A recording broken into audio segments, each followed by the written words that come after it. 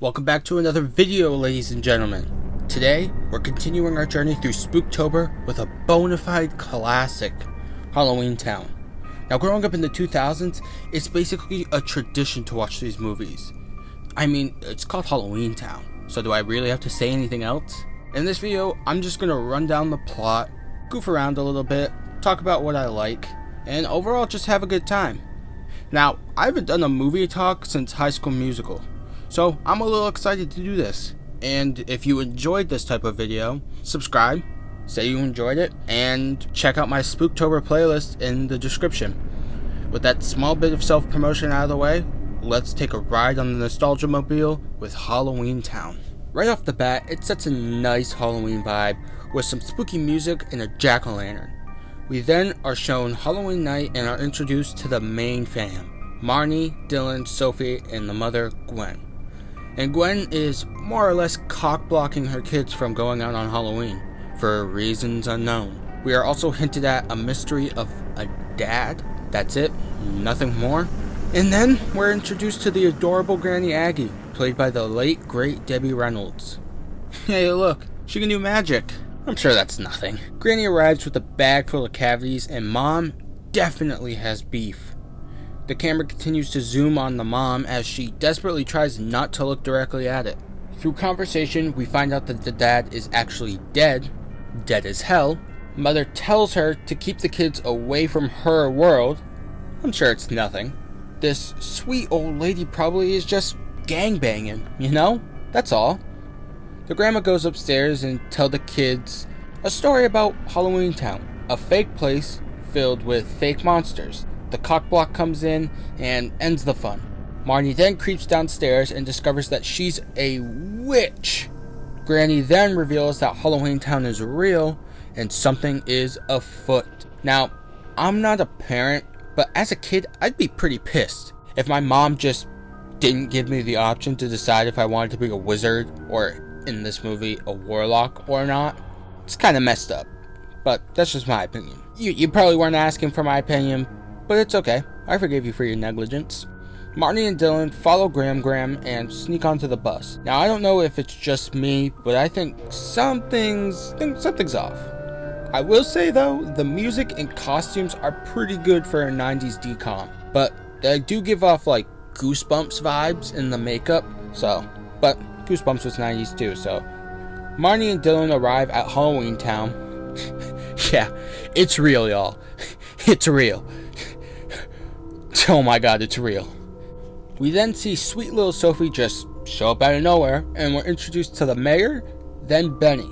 And let me just say, Benny's the man. I also like how he's an animatronic.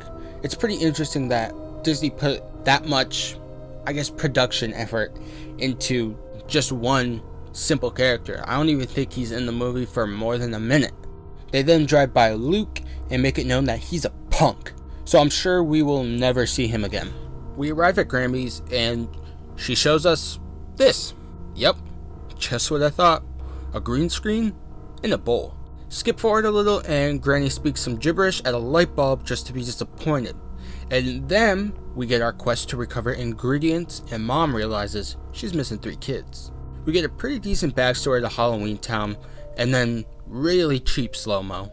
The mayor pops up again and it's revealed that his name is Calabar.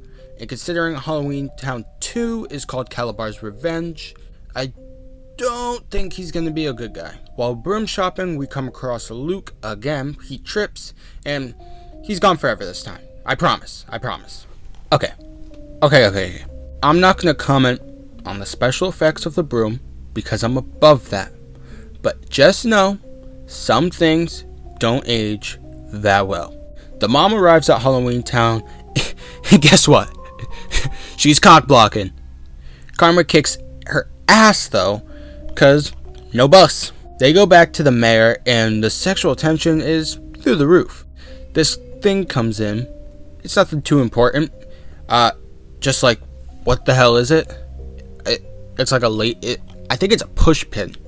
But why is that a creature? It's not like a monster, it's just like a human push pin. Kinda lame. Back to Gam and Luke's back? The hell is this? Get out of here, man. I thought you were gone. Marnie stands up to her mom just to say what we're all thinking, and they spot Luke and Grammy making out in an alley and decide to inspect. We travel to Gma in a movie theater with a bunch of frozen monsters and this. I don't know what this creature is. I'm pretty sure he has a name, but I didn't catch it, so we're gonna call him Jerry. So Jerry threatens Graham and throws stuff at her. The mom comes and covers Luke in flowers, because apparently he's not strong enough to break through flowers, I guess. He's like, what, 13, and he can't rip daisies? Or maybe he just respects nature. In that case, I totally get it. Immediately after, though, Jerry stuns her and Grandma, and the kids escape. They put together a plan to complete Granny's shopping list. They go to a salon and shave a werewolf. They go to a gym and steal ghost sweat. And I'm not gonna lie, Sophie was pretty racist here. Out of line. Cancelled. And lastly, they steal a vampire's fang. Benny comes by, and he's acting kind of sus though. I'm not gonna lie. Vampire fang, ghost sweat, werewolf hair a la mode. Okay, who's gonna tell Marnie that a la mode is ice cream? So Marnie doesn't know the spell, but this 4-year-old does. That's kind of tough. Imagine getting shown up by a 4-year-old. You want to be a witch so bad, and this 4-year-old shows you up? She should retire. I'm not even kidding. Get the hell out of here. She doesn't know what a la mode means, and she gets shown up by a 4-year-old? That's 2 L's. They get the light stick, but don't know how to use it.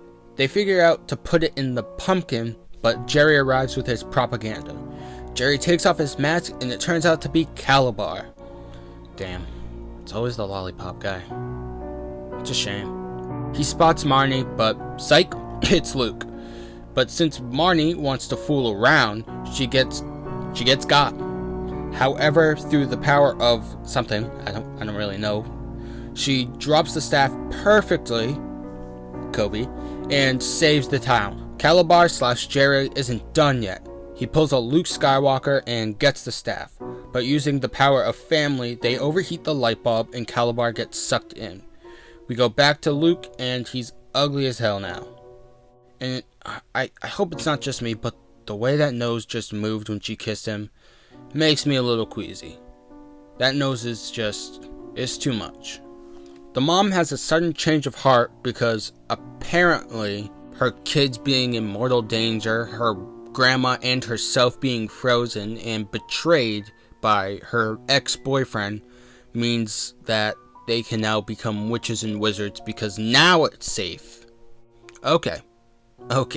That's cool. The movie ends, and I don't know what to think. This movie's kind of weird.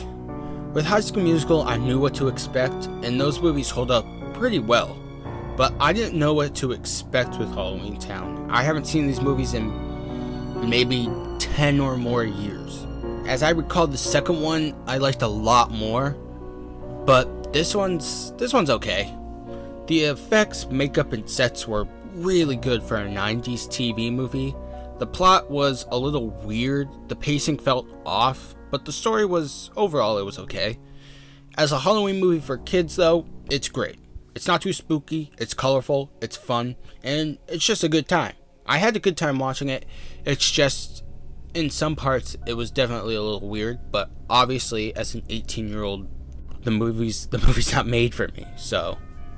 Now, I don't know if I'm doing Halloweentown 2 this year. It might have to wait for next October, but the next video will be some fun, because we do a Monster House. Another nice throwback. So if you enjoyed and want to stick around, subscribe, like, and feel free to check out my other videos or share this one with a friend. It's greatly appreciated because it helps me grow, and honestly, I'm pretty happy right now. I just hit 80 subs, so I'm doing pretty well for myself. I'll see you guys in the next one, and remember, Obama isn't real and the government is filled with lizard people.